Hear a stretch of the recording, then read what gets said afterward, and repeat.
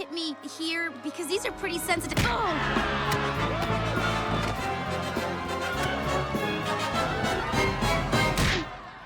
He punched her pretty!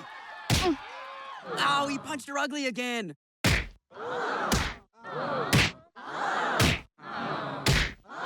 Just stop there! Meg wasn't just ignored in Family Guy, she was always the victim. Neil, would you stop kicking? Hold still! Hold still! Quit! Have you ever considered exactly how far someone may travel to pay off debt? It all began when Peter, in his usual irresponsible manner, racked up a big bill at Mort's pharmacy. How massive? Try $334,000, an insane sum that could only happen in the Griffin home. Mort was naturally furious and demanded recompense, but what about Peter? Oh no, Peter had a plan. And by plan, I mean the most outlandish, absurd concept imaginable. Peter, it's the end of the month and I'm calling your tab. You owe me $34,000. What? Oh man, how am I gonna come up with that kind of money? Peter, I'm waiting. All right, listen, I got another idea. What if I sold you my daughter? Huh? You drop the tab and your son can have Meg. What? Yep, all you gotta do is sign this contract. Are you out of your mind? You can't sell me, you fat son of a bitch! Whoa! Peter, standing there with a grin on his face, suggests selling his daughter Meg to Mort's family. Why? Mort's son, Neil, has had an insatiable infatuation on Meg for years. And Peter, he sees an opportunity to fix his debt problem by auctioning off his daughter, similar to medieval bartering deals. But this is where things become more crazier. Neil, the supposed beneficiary of this transaction, throws a kink in Peter's plans. It turns out Neil has moved on. He's seeing another female and isn't interested in Peter's weird arrangement. What? You ready to go, honey? You rejected me too many times, Meg. I couldn't wait for you forever. Besides, Cecilia thinks my psoriasis is sexy. I can't believe he's over me. Meg, irritated and perhaps a bit jealous of Neil's new romance, signs the contract herself. Why? Perhaps it is a combination of pettiness and a desire to establish her value. Whatever the cause, it results in one of the most weird episodes in Family Guy history. Oh God, this is so embarrassing.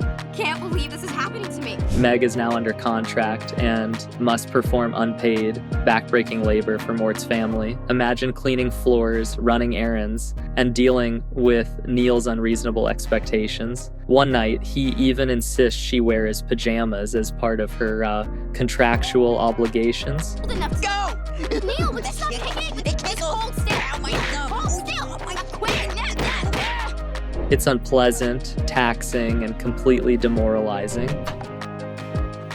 Hey, this is not a barn, young lady. Oh, I'm just so exhausted. You know, I thought I'd be happy being with Neil, but I'm not. This is horrible. Oh, sweetheart, we'll figure some way to get you out of this. Fortunately, Meg finds a means to leave this nightmare. The specifics of how she gets out are essentially inconsequential. Dad, how do you know Neil will show up? Don't worry, Meg. I sent him an invitation he couldn't refuse.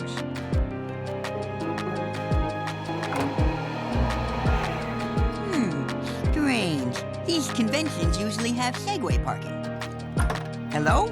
Am I too late for the Q&A? Yeah, but you're just in time for the T&A. You can call me Mystique. Mrs. Griffin, this is wrong. Well, look at this, Meg. Your boyfriend is violating both your contract and my wife.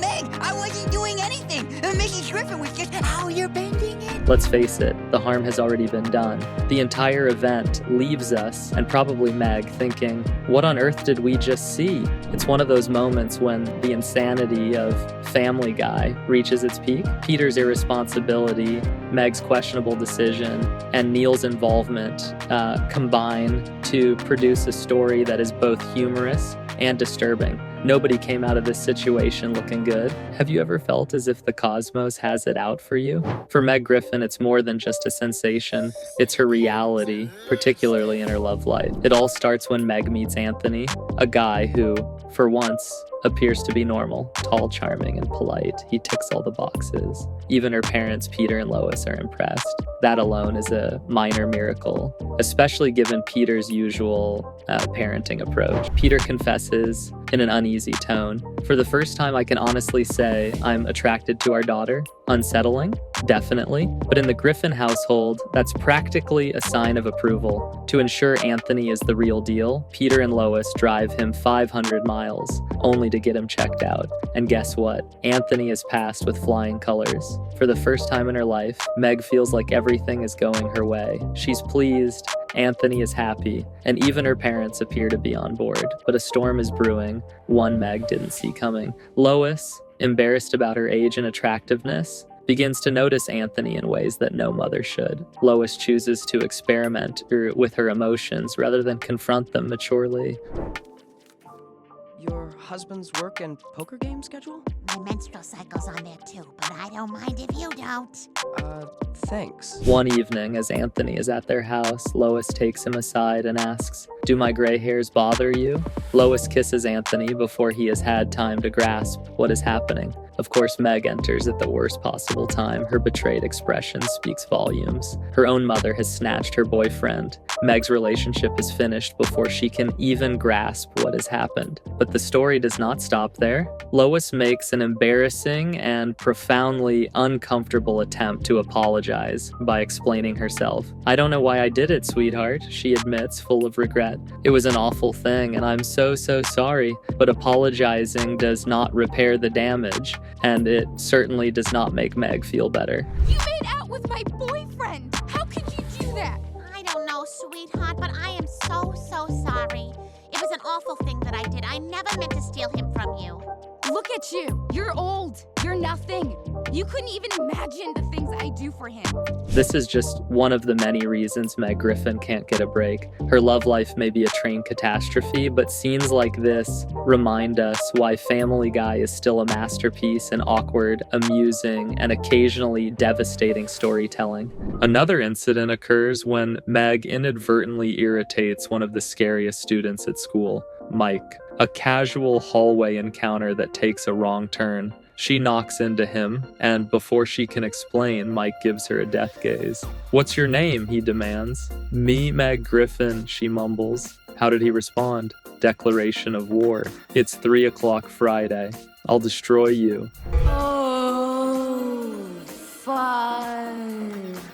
Oh my god, I'm so sorry. What's your name, dude? Meg Griffin! 3 o'clock Friday. I will destroy you.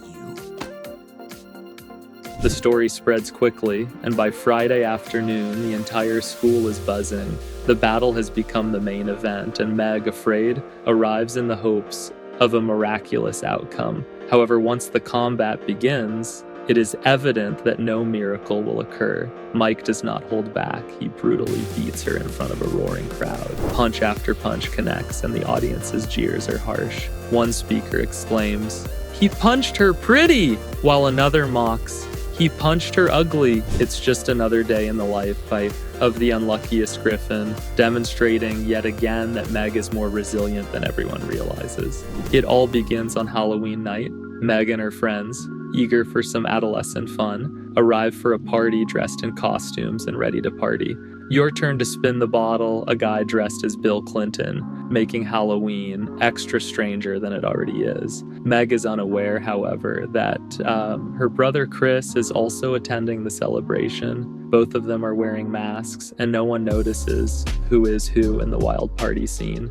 This is so cool. Our first high school Halloween party. Do you think we'll get to make out? These things always end up in makeout sessions. Am I the only one who wants to wet some knuckle tonight? Yeah. How'd your cousin do it? She wore a mask. Don't you get it? If we wear our masks and we don't take them off for the whole party, the boys won't know who we are, and we'll have a better chance of hooking up. Good idea. We are so gonna hook up. I think we look hot. Totally hot. A game of spin the bottle begins, and Meg is matched with another disguised partygoer. The rules are clear. They go into the closet and engage in the standard 7 minutes of awkwardness. Meg and the mystery person begin to make out despite their mutual ignorance of their identities.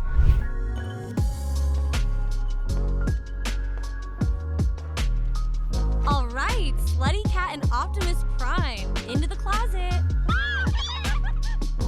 Oh my god, you're gonna hook up with a boy. I know! I can't believe it! Oh, I feel as pretty as Scarlett Johansson. Meg cries, her face getting paler. Chris, mortified, stumbles over his words. We did so much. Shut up, shut up. The partygoers laugh and the humiliation continues. For Meg and Chris, this is more than just embarrassing. It is ruining their lives. They're both trying to figure out how to get over something so uncomfortable and terrible. In true Family Guy form, it's one of those episodes that simultaneously makes you cringe, laugh, and question everything. For Meg and Chris, however, it is simply another day of enduring the insanity that comes with being a member of the Griffin family. It all starts when the Griffins discover that their home is infected by spirits as a result of Peter tampering with something he shouldn't have. As expected, things swiftly get out of control. Lights flicker, items move spontaneously, and then the unthinkable occurs. Stewie vanishes into thin air after entering his closet. The family is in a frenzy. Lois, understandably frantic, looks everywhere. Stewie? Oh my god, Stewie, honey! Where are you? Peter, I can't find him anywhere. Mommy? Stewie? Where are you? Look behind you, you stupid cow! Stewie? Oh my god, what's happening? Hey, wait, hold on a second. I want to try something. I remember the worry. How could I ever forget? The hurt doesn't show, but the pain still grows. No stranger to you and me. Stewie? Where are you, honey? She cries. Meanwhile, Stewie's voice echoes eerily from the distance. Look behind you, stupid cow. Yes, he's stranded in another dimension and his family has no idea how to save him. That's when they make a startling discovery, the portal to the other side. It's on Meg's rear, which is the last place anyone wants it. They said that your baby had entered their world through the closet upstairs, and that the exit is, well, I don't know how else to say this, but the exit is your daughter's bum. Meg's ass! You ready down there? Okay, Meg, if this works, then we might just have a chance at getting Stewie back. Are you ready? No. Ready! Okay, here we go. Got it! Cool! Ass ball! Yes, you heard that correctly. The egress is located in Meg's back end. What follows is one of the most ridiculous and humiliating events ever seen on Family Guy. Peter, of course, takes none of this seriously. Instead of attempting to rescue Stewie with any urgency, he decides to turn it into a game. Hey, just a second. I want to try something, he exclaims, Peter says, as if the situation isn't bad enough. Poor Meg protests, but no one listens. Oh, I can't bear this anymore. If Stewie can't find his way out of Meg's ass, we have to enter the other realm and get him ourselves. Be careful, Lois. I will, Peter.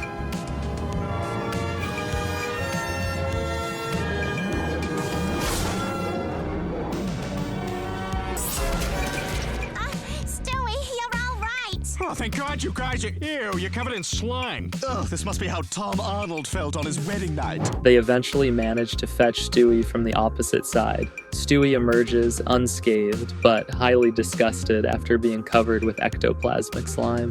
You guys. Meg, on the other hand, has been traumatized, becoming just another punchline in her family's cruel sense of humor. Wait a minute, where's Meg? I don't know. I didn't see him. Yeah, I kind of thought you guys would attend to that. Peter, you gotta go back and get her. Oh, yeah, right, like I'm going back for Meg. Peter! Lois, damn it, we both agreed, remember? If we can only save two, we leave Meg. I know, but You bastard! How could you leave me in there?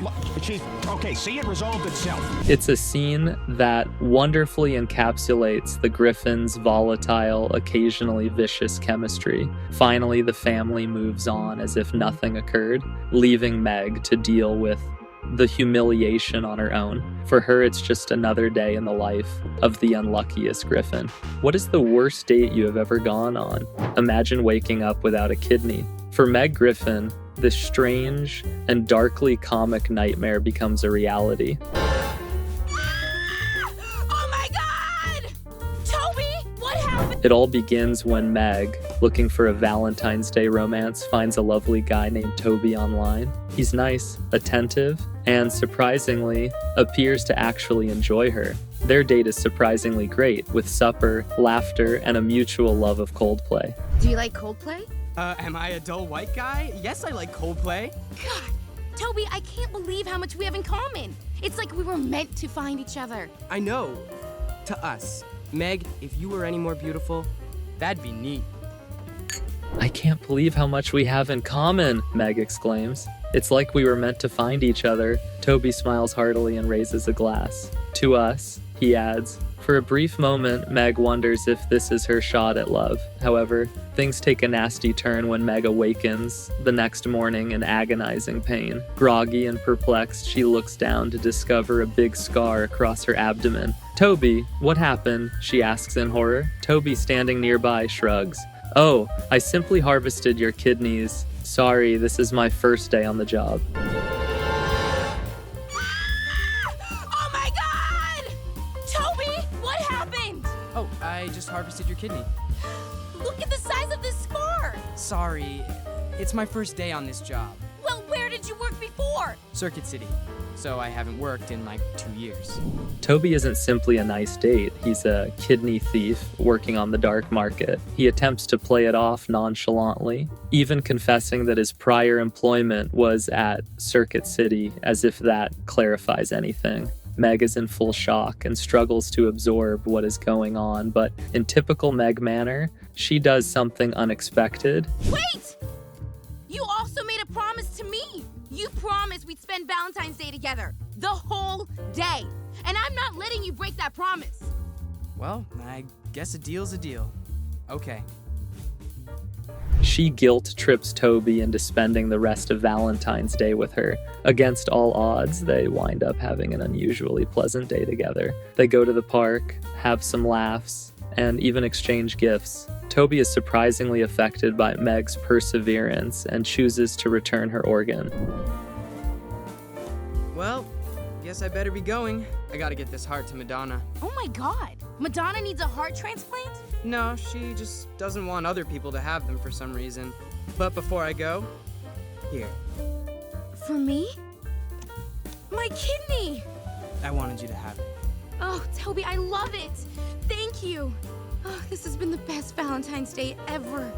I did promise to spend the whole day with you. Before leaving, Toby gives Meg a tiny box. I wanted you to have this, he explains. Inside is the kidney that he stole. Meg, moved by the gesture, beams. Hey, Toby, I love it. Thank you. This was the best Valentine's Day ever. It's a bizarre, darkly humorous, and very sad scene that perfectly captures Meg's romantic life. The fact that a date with a kidney thief was one of her greatest reveals everything about her romantic luck. But hey, at least she has her kidney back, right? Have you ever felt like you just didn't belong? For Meg Griffin, that feeling goes back to the very day she was born. It all starts when the Griffin family visits a fire station with Lois and Peter reminiscing about their kids' early experiences. Oh, Stewie, how exciting. Your first visit to a real fire station. Yeah, you kids always love your first trip to the fire station. You remember when we took Meg?